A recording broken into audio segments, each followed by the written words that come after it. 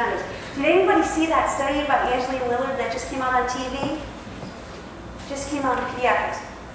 She studied executive function. Do you know what executive function is? Let me tell you. So we're talking about the front of your brain, and this is where you process higher thinking, such as making decisions, logic, deciding what to focus on and what not to focus on, right? Inhibiting is a big part of it, not focusing on that, but keeping your mind focused. So they did these tests to kids.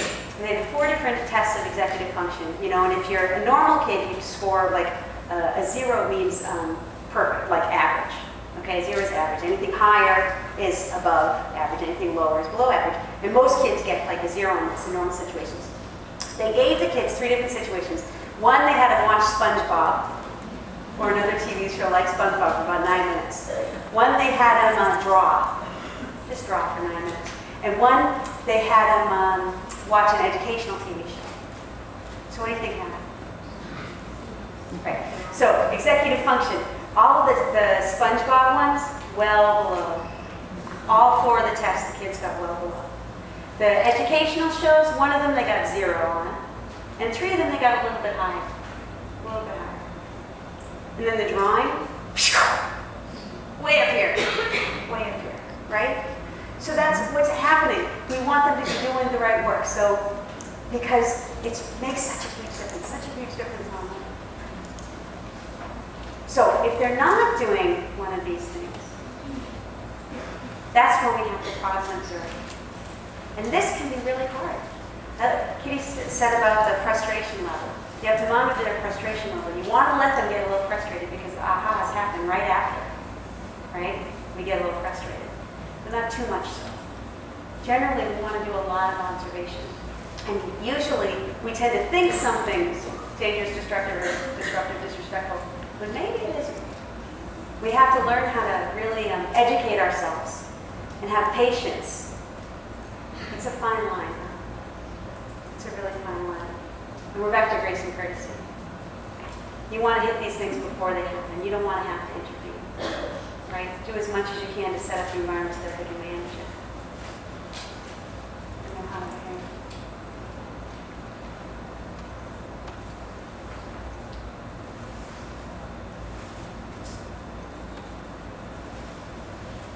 When I'm with the children, I am nobody. And the greatest privilege I have when I approach them is being able to forget that I even exist. For this has enabled me to see things that one would miss if one were somebody.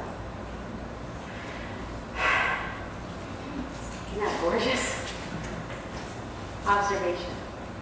It's the root of everything. The root of all of our work. Observing ourselves, objectively observing the children objectively, and that's how we will find the answers for what they need. The art of stopping. This is my quote. This is the quote period of the talk. When we learn to stop, we begin to see. And when we see, we understand. Peace and happiness are the fruit of that. In order to be with our friends, the flower, our co-workers, we need to learn the art of stopping.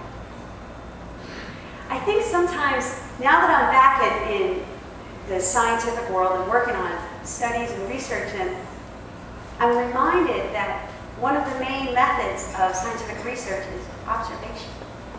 Right? You don't always have to have an MRI machine. What the MRIs are doing is they're basically saying, oh yeah, that's correct, what she said. What Montessori said. And how did Montessori do it? She observed. It's called scientific observation. Right? But we have to treat ourselves as scientists for it to be valid. If you're writing observations that say, Johnny's really happy today, that's not a valid observation. The valid observation is, Johnny is smiling. Johnny brought a flower to give to his friend. Johnny helped Karen when she dropped her work. Those are valid observations, okay? Separate that out. And then your information that you're recording, because I know you're all recording it, that's actually data. It counts as data. And I expect with all of this craziness that's happening with our standardized testing, in our lifetimes, I am optimistic that it will change to a much more observational method. of assessment, because it's just as valid if you do it properly. Okay, I love this. So, look at this. Look at this picture. Do you see a pattern in the post? This isn't one of those eye tricks.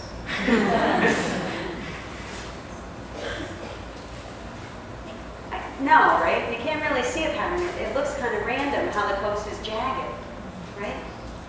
If you are a geologist, you could see a pattern there. Because there is actually, and if you know fractile geometry, anybody here doing fractile geometry? Not me.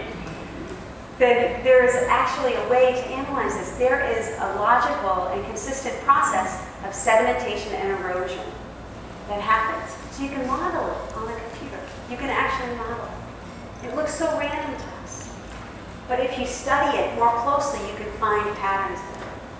So when we're studying the children, what is he doing?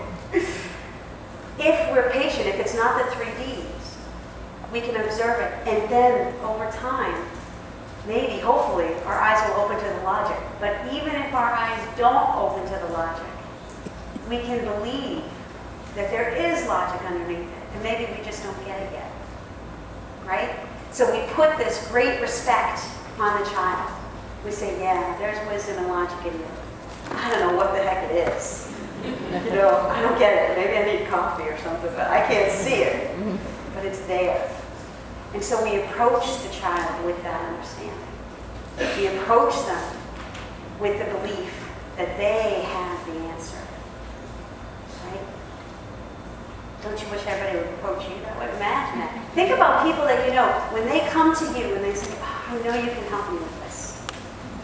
All of a sudden, you say, yes, I can. That's right. That's right, I have the answer. Maybe you don't if you kind of make one up, but you feel like you can. And if somebody comes to you and says, you just did it, you screwed up again, what happens then, right? Your whole belief system changes about yourself. How we approach the students, how we approach each other, makes all the difference in the relationship that we have. We have a lot of work to do on ourselves. I know I got a lot of work to do. Inspiration is essential. Research shows us this is so cool. This is so cool. So I don't know what inspires you guys, right? But some stories inspire all of us, all right? And so if you have a situation where you can see, you know, there's a great story about a woman, this is a true story, in Africa. She was 12 and she witnessed her mother die in childbirth, okay? She became an orphan and she didn't have family. She somehow found herself a position as an assistant in a house of a Western family who was there. And she was assisting in the house, and she said she would teach the children, right? She would instruct them. Well, she'd never been to school. She didn't know how to read. And instead, she had the children teach her, okay? So she learned how to read through this work that she was able to get. She got herself into college. She ended up becoming a doctor in London. Okay? She won some great fellowship to do this work. She came back to Africa, and now she goes around from village to village all year long, and she teaches the women how to care for women and childbirth. She teaches them midwifery. I'm chills. Every time I tell her, I get chills. Do you feel the chills? Whoa! That's so powerful, right? Oh, wait. I'm going out of order. So this is our brain before I told you that story. This is what happens after. Okay? It's huge. It's huge, the difference that happens. Our brain gets totally activated and lit up. So let me come back to this one. I'll tell you one more inspirational story. The Nobel Prize, right? You've all heard of Nobel Prize. So dyslexia. Did you know that there are many Nobel Prize recipients who have dyslexia? Okay. So think about it if you have dyslexia. You have to work really hard to read. It's hard. Literally physically hard. It's slow, it's laborious. But these people won the Nobel Prize even though they're scientists. These are scientists I'm talking about. How much reading do you have to do as scientists? Boatloads. All day long you're reading, right? And what they found out, actually, this is like an interesting research, is that the eyes, there are different types of dyslexia, okay? In some types of dyslexia, usually you have this thing called fovea. Everybody has fovea in the back of your eye, and that's where most of your receptors are for vision.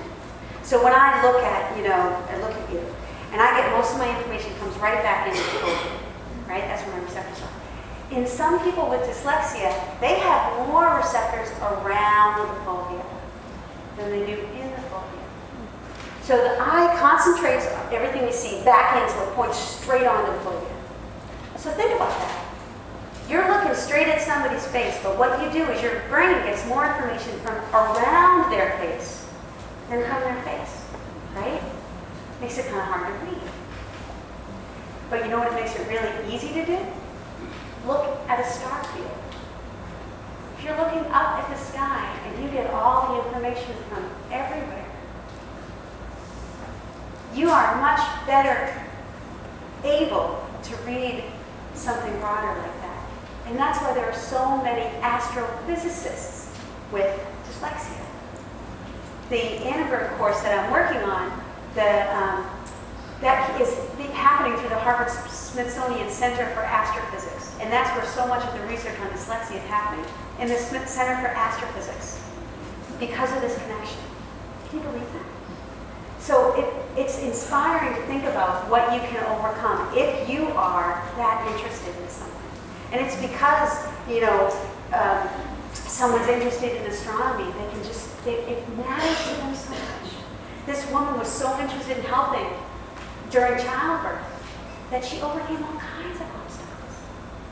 So we can too. Our students can too. And you have those children with organic issues, with family issues, with whatever they're facing.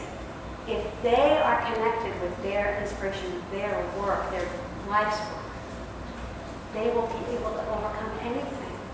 All of these things that are challenges for them will just fall away. Okay? All of us, many of us found our work in Montessori. It's like you come to it and you're like, gosh, this is it.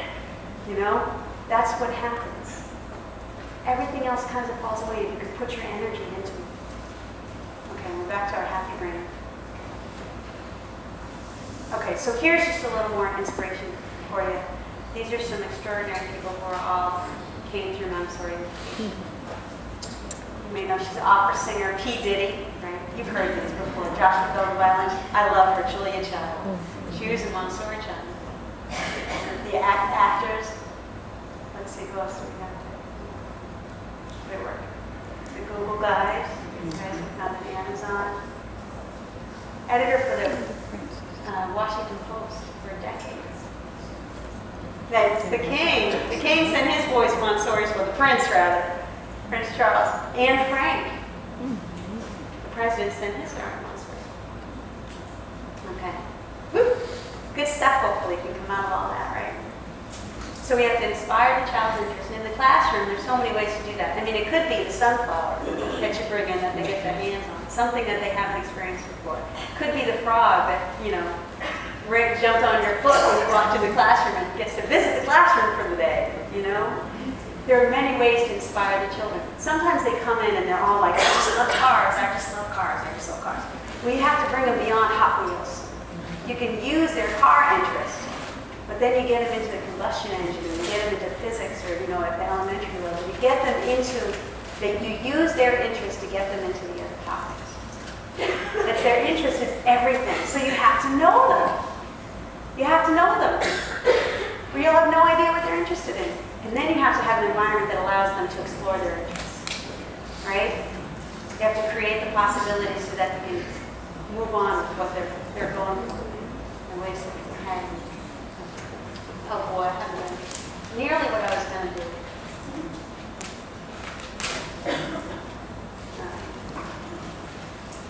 All right. Stand up if you have a 3-hour work cycle. Well, hallelujah. Woo-hoo! Now, how many administrative hoops did you have to jump through to get that? Maybe a few. Stand up if you're in public school with a 3-hour work cycle. Hot dog. That's great. Thank you.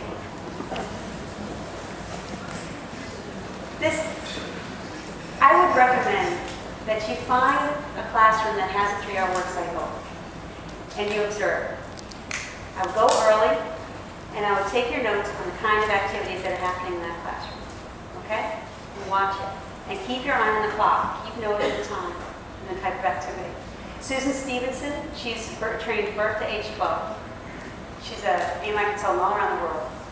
She did this study, and she found that for the first half an hour of the work cycle, we did various activities, right? Nothing else too specific. Then they did some easy works they repeated, well-known works, the next half hour. Then they kind of get a little wacky. They're not quite sure what to do with themselves, right? And there's this little 10, 15 minutes where you're like, oh God, I did. Oh God. And then they find it. Then they find their work. And their intention, their concentration level goes up and up and up and deeper and deeper and deeper until they start to come back down, settle down, and they're calm and serene. Stand up if you have witnessed that. Have you witnessed that? Let me see the scene. It's gorgeous, huh? It's gorgeous. Mostly, though, I know my first year teaching, you get this point, and even now sometimes, you get this point, you're like, oh gosh, well, I gotta do something. I gotta do something. And it's very hard. It's very hard for us to allow this kind of disorder that comes up. Think of it as a dynamic skill graph, okay? It goes up, it goes down, it goes up, and goes down. And this is normal and predictable. And when you observe in your own class, because I know you observe in your own class, note the time when this happens. Just whenever you say, when you feel yourself going, oh gosh, just make a note of what time it is. You'll probably find it's within 5 minutes every day, right around the same time. Okay? Don't worry too much about it. It's predictable. It's predictable. But you can see it doesn't go down here into craziness, right? It's just a little unsettled. It's not disrespectful. It's not dangerous. It's not destructive. It's just a little higher pace. The volume goes up. Oh, I hope this works. Let's see if we can get this. Oh, well, the next thing. So here's the normalization, right? There's many resources you can buy and read on normalization. This is kind of a summary of what it looks like. Internal peace, able to concentrate and choose what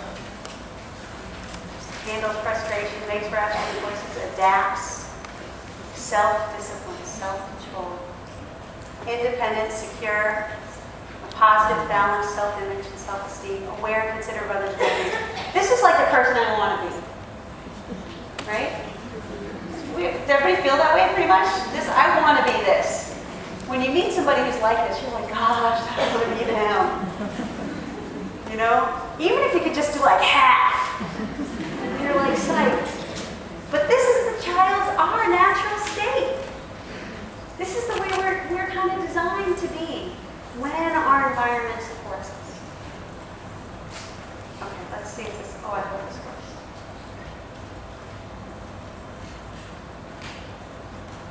Well, it might not. I'll give it a second. It's processing if it comes up. The keys. How do we get there? What time are we at? How do we get there? Self-discipline. So we have to be able to control themselves internally. So what does that mean? Hovering, tidying up, stepping in, right? Is that helping the child develop self-discipline? It's helping the child become dependent on you.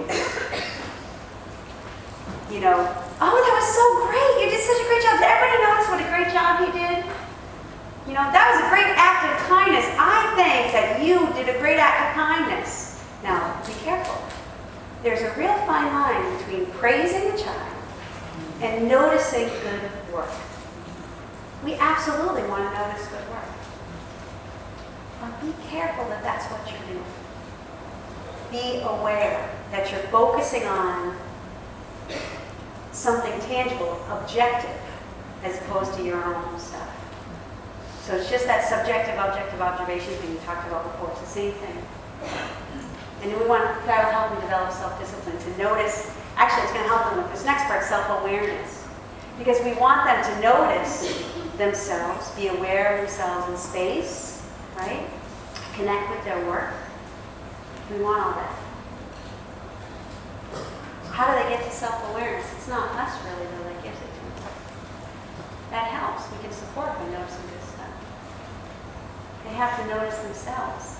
They have to realize that they become the point of interest. We're the works where they really become the point of interest. All of them. They have to put themselves into their hand.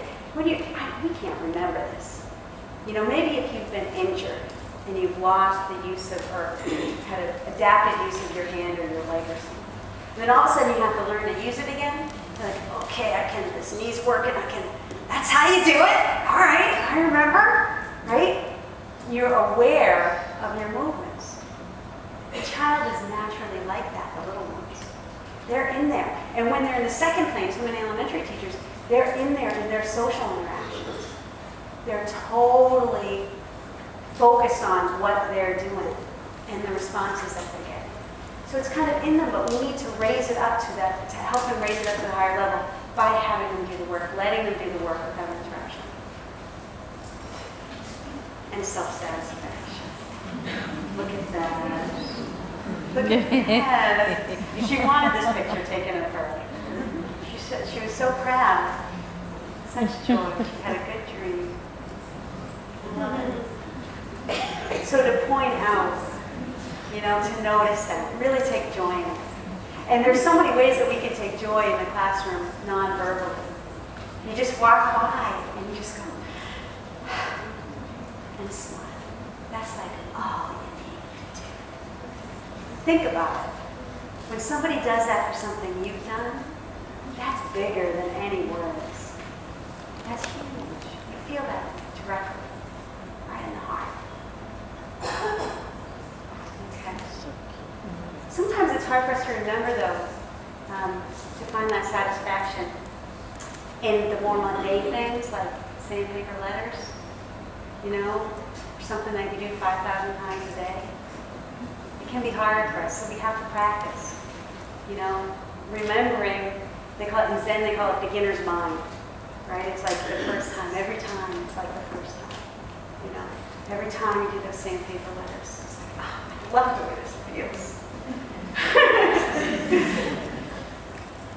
Okay, so how do we get there, right? Us as on the fifth plane, right? Well, we have to study. You're here. You're doing it. You're getting more teachings. You have to keep looking at the literature and the research. Go take that Neuroscience in the Classroom course. It's free. It's free. There's another course that's not free, but Harvard has a continuing education school, and they offer courses online. And you can take them for graduate, undergraduate, or as an audit student. You don't have to be admitted to take it. In the spring, they're going to have Mind, Brain, and Education, offered by Stephanie Peabody. And, I think it costs a few $100s to take it as an audit, so you have to make a financial commitment. But you can get all of the data. You can be online in a Harvard classroom with Harvard professors and Harvard students, learning that stuff, right? These professors are so smart. I'm a little thick, I have to tell you, and I'm learning. I'm learning anyway. So go and seek out the best teachers you can find, the best teachers you can find, and keep your study going. Of course, we have to make effort. So you have this kind of inspiration, and it's the same we do it with the children, right? You kind of inspire them because you do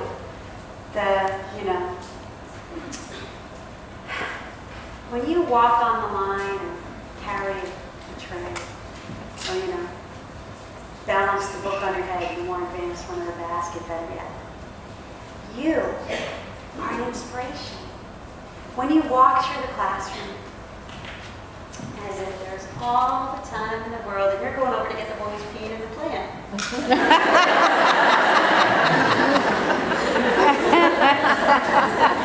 It'll get to you. Right? Our movements are the inspiration. You hold up this example. You hold this up of always being the person you'd like to be. Sometimes maybe you can hold that together for 3 hours in the morning, right? Take a break, let it down in the teacher's room if you have one. But you have to make effort. So in the morning when you come in, rouse your intention. Rouse your intention to be Maria. Be Maria. All right? And then support. We are not alone. Sometimes we feel that way. How many of you have co-teachers, either an assistant or another teacher in your classroom with you? Wow, people have co-teachers. Okay. Sometimes, maybe you feel alone even though you're with the co-teacher? Maybe you don't you're like this a little bit? Not quite sure what your roles and everything are. Yeah, it's really hard. It's a real challenge. We could do 18 weeks of workshop on that. It's really important to partner with the other person in your classroom. You've heard this before. What does that mean? It means that they're making you crazy, they're not doing the right thing, in your opinion. They're telling you something that you think is bogus. And you look at them as if they are the smartest person in the world. You look at them and you're like, I'm just not getting it. You're telling me something that, you feel real strong about. I don't get it. Just tell me again. Look at them and hold them up. There is wisdom in them. Now, maybe obscured by a lot of deviations. But it's there. It's there. So the first step to that is to partner with them and approach them with that reverence that we offer the children. Right? And don't just limit yourself to the classroom. You have to reach out. Please stand up if you get up to observe other classrooms, at least once a season. Once a season. Can you get out once a season? Okay, that's your goal. Once a season. Okay? Stand up if you can get out once a year. Does everybody get out once a year? Too tired of standing up. Yeah. There's research. I make you do that because when you breathe when you stand up and your brain works better with the oxygen. They did research on that. They said, make them stand up, they'll get it. So that's why I'm doing it. I'm not just breathing out. There we have it. All right. The children do not arrive ready for complete freedom. Freedom requires self-discipline. Okay? Self-discipline arises from concentration. Find the point of concentration to get them into the work. Remember your points of attention. When you're going through your lessons, remember that you can point out, you can draw attention to the work. All of our attention needs to be on the work. And we get their attention on the work by modeling that and by noticing the beautiful things. The listening, the feeling, the pausing to enjoy, right? Concentration. Practice, repetition. They need to be able to practice it. They need to be inspired to practice it, not required. Inspired, not required. Did everybody hear that? Okay. You with me on that? And then they need choice. It needs to be their choice. This is hard, especially in public schools, I think, because a lot of times we have these lists. I walked into the principal's office the other day and she said, we're ready to put that blocked learning time in the morning work cycle. We're going to have math for 90 minutes every morning. All the kindergartners are going to be required to do it. It didn't happen. I was able to stop it. But this is how it goes. Sometimes you get their requirements from administration. Sometimes you feel like you need to do it because the parents are on you, right? Just free choice is essential. But you need to inspire them to do the work that they need to do. And that's where you're kind of like an acrobat or an artist or something up there. But you have to require what they can provide. So remember these stages of discipline, right? The first stage, they do something because they want to, only if they want to. That's like the 2, sometimes the 3-year-olds you see. And then it happens again later in life. Then they do something because they're asked to. And then finally they do something because it's the right thing to do. But this is just like our up and down stages. This is normal. So if they're at an earlier stage,